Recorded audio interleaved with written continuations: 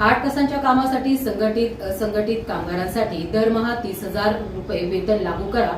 Corporate दर्जाने व कामगार विरोधी 4 श्रमसंहितांची राज्यात अंमलबजावणी करू नका। बांधकाम कामगारांना मिळणारे लाभ पूर्वीप्रमाणेच लागू करा। आशा, गटप्रवर्तक, आरोग्य, अंगणवाडी, शालेय पोषण, राष्ट्रीय आरोग्य अभियान इत्यादी योजना कर्मचाऱ्यांना कायम करा। त्यांना ईएसआय, प्रोव्हिडंट फंड, पेन्शन लागू करा। यासह अन्य मागण्यांकरिता C2च्या वतीने निदर्शने करण्यात येऊन मागण्यांचे निवेदन भारतीय ट्रेड युनियन केंद्र यांच्या वतीने कामगार उपायुक्त यांना सादर करण्यात आले।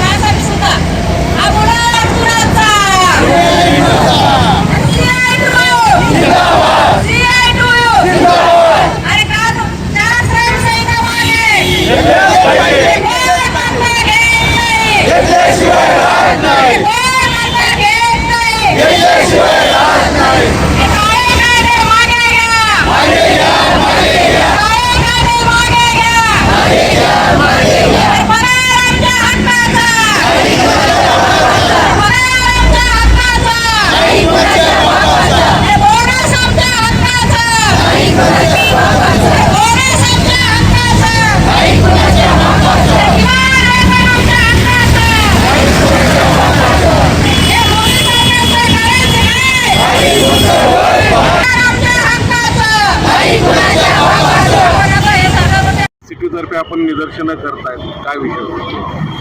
CITच्या महाराष्ट्र राज्य समितीच्या वतीनं 1, 2, 3 जून रोजी सर्व संघटित कामगार असतील, योजना कर्मचारी असतील यांच्या प्रश्नावर मुंबई येथे आझाद मैदानावर 3 दिवसाचं धरणे आंदोलन केलं। या धरणे आंदोलनामध्ये महाराष्ट्राच्या मुख्यमंत्र्यांनी आश्वासन दिलं होतं की येत्या 15 दिवसामध्ये आम्ही कामगारांच्या प्रश्नावर, योजना कर्मचाऱ्यांच्या प्रश्नावर मीटिंग घेऊन ज्या काही 4 श्रमसंहिता रद्द झालेल्या आहेत त्याच्यामध्ये ज्या काही दुरुस्त्या सुचवायच्या आहेत त्याच्यासाठी आपण विस्तारित बैठक घेऊ। 2.5 महिने लोटले तरीसुद्धा महाराष्ट्राच्या मुख्यमंत्र्यांनी कामगार संघटना असतील किंवा CITचं नेतृत्व असेल यांना वेळ दिलेला नाही, कुठल्याही प्रकारची बैठक घेतलेली नाही।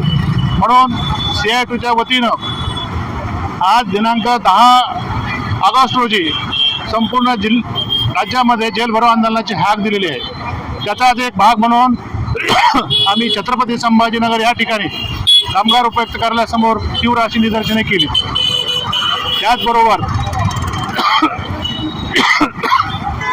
महाराष्ट्रातील कामगारांचे जे काही प्रश्न आहेत, विशेषतः निम कामगार असेल, फिक्स टर्म एम्प्लॉयमेंट असेल, कंत्राटी कामगार असेल, योजना कर्मचारी असेल, यांचे प्रश्न खूप गंभीर झालेले आहेत। त्यांना कुठल्याही प्रकारची शाश्वती नाही, कामाची शाश्वती नाहीत, किमान वेतन दिलं जात नाही, सामाजिक सुरक्षा मिळत नाही आणि कुठल्याही बँकेतून त्यांची जी काही पत आहे ती पत राखण्यासाठी लोनसुद्धा मिळत नाही।